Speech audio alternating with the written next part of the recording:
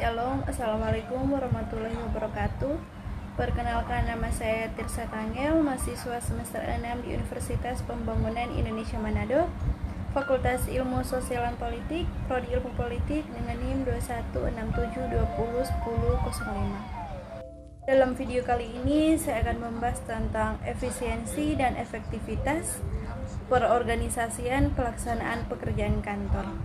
Efisiensi pekerjaan kantor dapat mempercepat pencapaian target yang telah digariskan dengan menghemat waktu dan tenaga.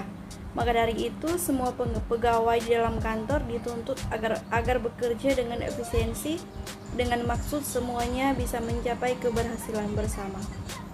Efektivitas organisasi dinilai berdasarkan seberapa berhasilnya satu organisasi dalam mencapai sasaran atau tujuan yang diinginkan. Selain itu, sikap pemimpin dan karyawan dalam organisasi boleh mempengaruhi efektivitas organisasi dalam waktu jangka panjang. Ada dua faktor yang mempengaruhi efektivitas dan efisiensi organisasi, yaitu faktor internal dan faktor eksternal. Faktor internal yang pertama, struktur organisasi dan teknologi yang digunakan.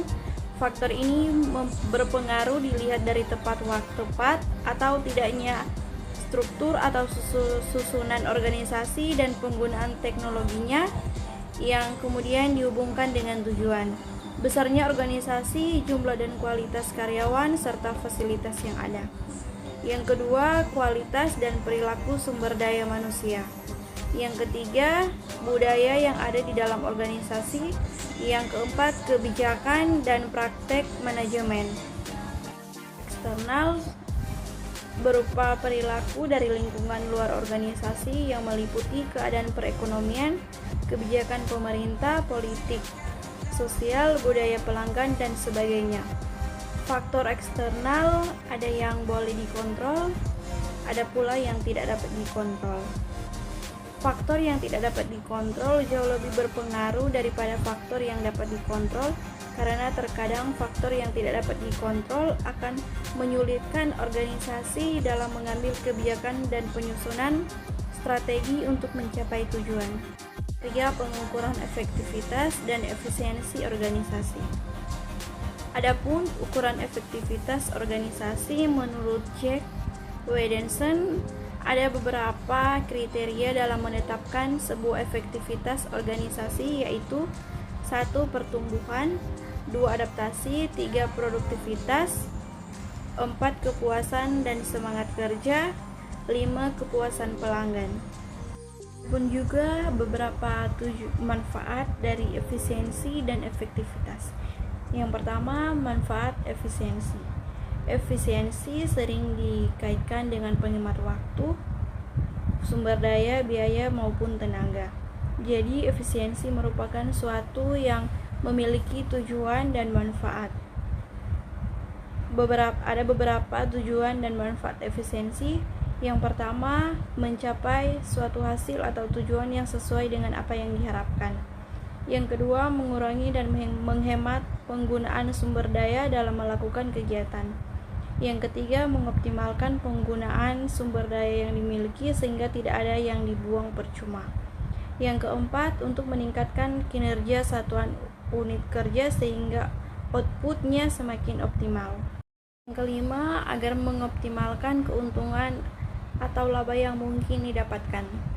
Tujuan utama dari efisiensi adalah untuk mendapatkan efisiensi yang optimal, artinya adalah perbandingan terbaik antara sumber daya yang dikorbankan dengan hasil yang didapatkan sesuai dengan yang diharapkan. Dan yang kedua, manfaat efektivitas. Efektivitas memiliki peran penting dalam mencapai kesuksesan baik dalam bisnis maupun dalam kehidupan pribadi. Tanpa efektivitas, usaha dan sumber daya yang diinvestasikan dalam suatu proyek atau aktivitas dapat menjadi sia-sia. Berikut adalah sejumlah manfaat penting dari efektivitas. Pertama, pemanfaatan sumber daya yang optimal. Yang kedua, mencapai tujuan. Yang ketiga, kualitas hasil yang lebih baik. Yang keempat, peningkatan produktivitas. Yang kelima, peningkatan kepuasan.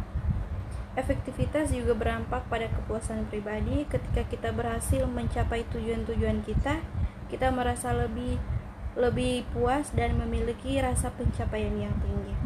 Efektivitas bukanlah sesuatu yang statis, tetapi sesuatu yang dapat ditingkatkan secara berkelanjutan. Efektivitas adalah sebuah seni yang dapat dipelajari dan diasah. Semakin kita memahami cara bekerja secara efektivitas, semakin besar kemungkinan kita mencapai kesuksesan dalam berbagai aspek kehidupan. Demikian untuk pembahasan saya tentang efisiensi dan efektivitas perorganisasian pelaksanaan pekerjaan kantor. Terima kasih. Selamat datang di Universitas Pembangunan Indonesia Manado, yang terletak dekat dengan kawasan bisnis Bahu Mall Manado. Tempatnya di Kelurahan Bahu, lingkungan 3 Manado, sangat strategis di pusat kota Manado. Dibangun di atas lahan seluas 2,5 hektar, Universitas Pembangunan Indonesia Manado berdiri megah dengan ruangan 7 lantai, terdiri dari ruangan kelas, ruangan kantor, perpustakaan, laboratorium komputer, laboratorium keperawatan, pengadilan semu, dan laboratorium bahasa, kantin, serta rooftop di lantai atas. Universitas Pembangunan Indonesia Manado memiliki 6 fakultas dengan program studi, yaitu Fakultas Pertanian, Prodi Agribisnis, Fakultas Hukum, Prodi Hukum, Fakultas Teknik, Prodi Teknik Elektro dan Teknik Sipil, Fakultas Ilmu Sosial Ilmu Politik, Prodi Ilmu Politik, Fakultas Sastra, Prodi Sastra Inggris, Fakultas Keperawatan, Prodi Ilmu Keperawatan, dan Profesi Nurse.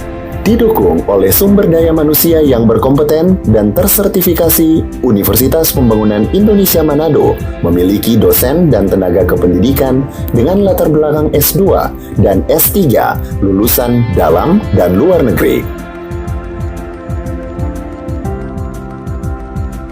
Proses belajar mengajar dilaksanakan dengan teknologi informasi merujuk perkembangan dunia modern saat ini, dilakukan dengan sistem e-learning dan sistem ujian online atau ULAIN. Hasil tracer student Universitas Pembangunan Indonesia Manado dan fakultas menyebutkan lulusan UNPI sudah tersebar di dalam dan luar negeri.